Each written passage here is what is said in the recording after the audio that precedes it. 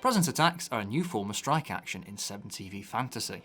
They represent a model's strength of will, charisma, or quirky personality traits. They often provide a status, and are used to soften up a model before striking with a follow-up fight or shoot action. Presence attacks are denoted by this symbol. Here's how to use them in a game. The Grand Magus declares the Vile Necromancer to be the target of their Beetling Brow's presence attack. We must now determine the line of sight.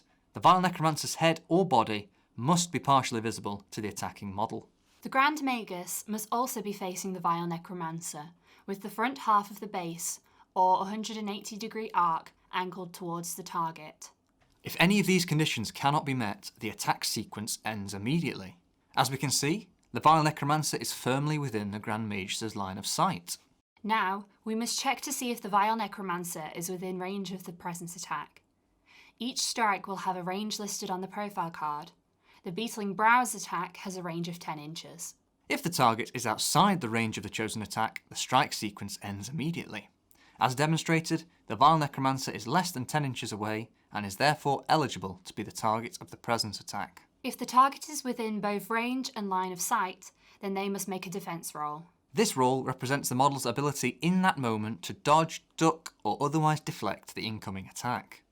We start with the defending model's defense statistic, which, for the Vile Necromancer, is 10. Next, we check to see if there are any modifiers that may influence the defense roll. For instance, if the model was receiving the benefit of soft or hard cover. Soft cover is any terrain that obscures a model, but does not significantly prevent an attack getting through it. This bush, for instance. If the Vile Necromancer were in base contact with this piece of scenery, they would add +1 to their defense roll now. Hard cover is any terrain that both obscures a model and allows a decent degree of physical protection against the incoming attack. If the Vile Necromancer was stood behind this wall, they would add +2 to their defense roll now. However, as the Vile Necromancer is stood out in the open, they skip the modifiers step. A model always rolls an initial d6 to add to their defense roll, unless they have the stun status. Now, the player elects whether to spend a plot point to add any extra dice to the initial d6 roll. You may add as many extra dice as your plot point pool allows. The Vile Necromancer chooses to add 1 extra die to their defense roll, spending the necessary plot point. The controlling player now rolls 2d6 together. Added dice are rolled at the same time as the initial d6. They roll a 5 and a 4. We pick the highest value of 5 to be the initial die. Extra dice add 1 to this roll for every 4 plus rolled. As we roll a 4, we add 1 to the 5, totaling a result of 6. This is then added to the defender's defense statistic to calculate the defense roll, a 16. This is the number that the Grand Magus must equal or exceed in order to successfully strike the Vile Necromancer. The Grand Magus begins with the strike number of their attack. Beetling Brows has a strike value of 9. Next, we see if there are any modifiers. If the Grand Magus were suffering from a status, then they would subtract 1 from the strike value for each status suffered. The Grand Magus skips this step, as they are not suffering from a status. The attacking player then rolls an initial d6.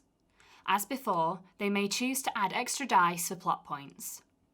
The Grand Magus chooses to spend 2 plot points to add 2 extra dice, rolling 3d6 in total. They roll a 6, a 5, and a 2.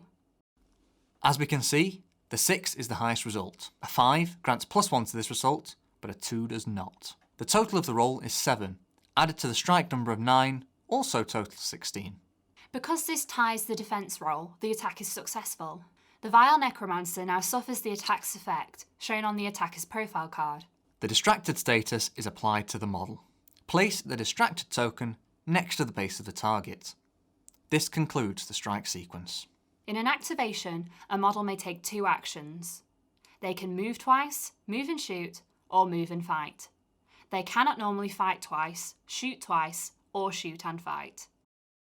They can, however, fight and use a presence strike, or shoot and make a presence strike. This gives players greater freedom to act in their turn. Presence attacks are an exciting new option for your games of 7TV, giving you, the player, an even greater choice of interaction. We can't wait to see how you use them in your games of 7TV fantasy.